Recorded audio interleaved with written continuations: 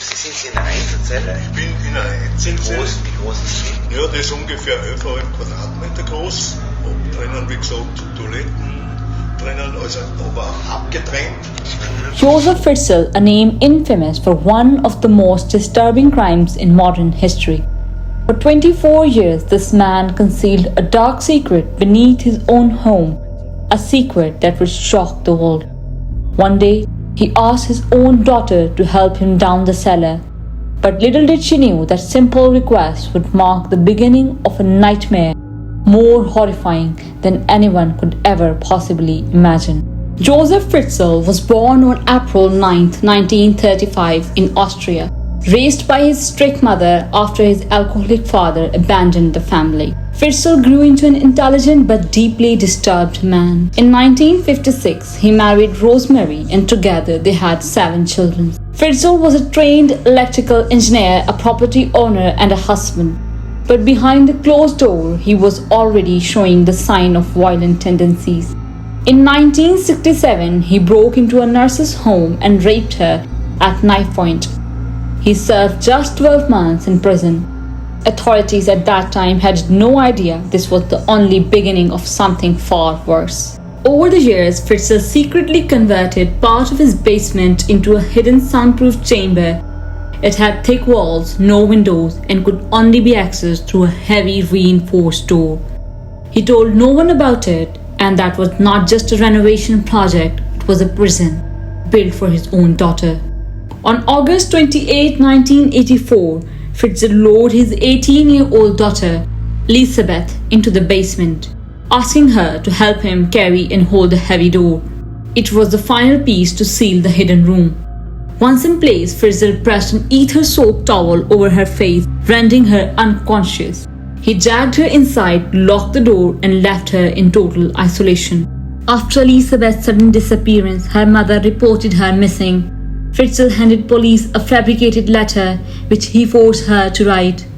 He drove miles to post the letter from different towns, making it look like she had run away and joined a cult.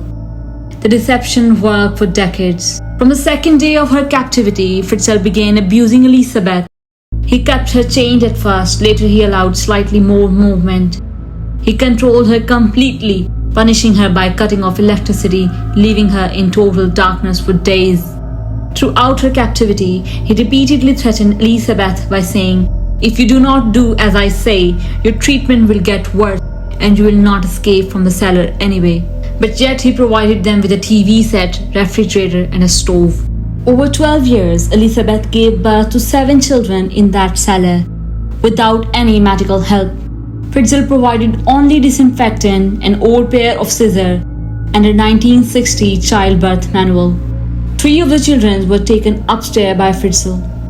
He told his wife they were abandoned by Elisabeth, who had supposedly left them at the doorstep from her cult.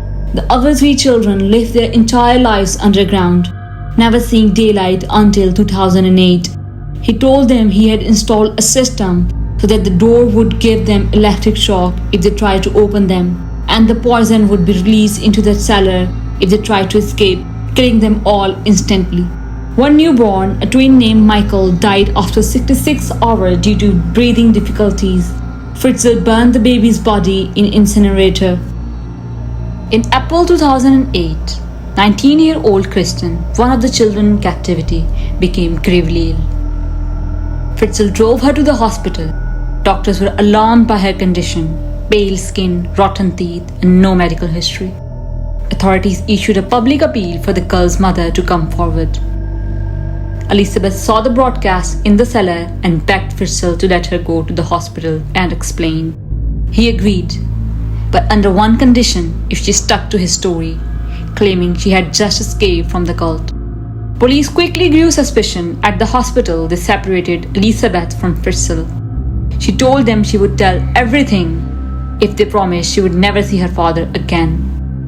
Her statement exposed hidden cellar, the abuse, the children, and the lies he had told for decades. Josef Fritzl was arrested in April 2008. During his trial, Fritzl's lawyer tried to paint him as a devoted father, that Elisabeth was a stubborn child and he was only trying to protect her by locking her away from the outside world. Drugs, drink, and bad company had threatened to drag her down, he argued. But in March 2009, he was convicted of murder by neglect, imprisonment, rape, and other charges. He was sentenced to life in prison. After his arrest, in an interview, Fritzl claimed he was providing a normal family life, full of acts of kindness. He said he brought Christmas trees and aquarium. They had family meals and he helped the children with their schoolwork. He once brought a handful of snow to the cellar to show the children what snow was. And he would also bring Elizabeth photographs of her 3 children who were living upstairs. He brought her pictures of them playing by the pool in the sun. What he built in secrecy for decades became known worldwide as one of the most horrifying crimes in Austrian history. Elizabeth and her family are now living a secluded life away from the media's attention. Evil can hide in plain sight, and sometimes it lives right under your feet.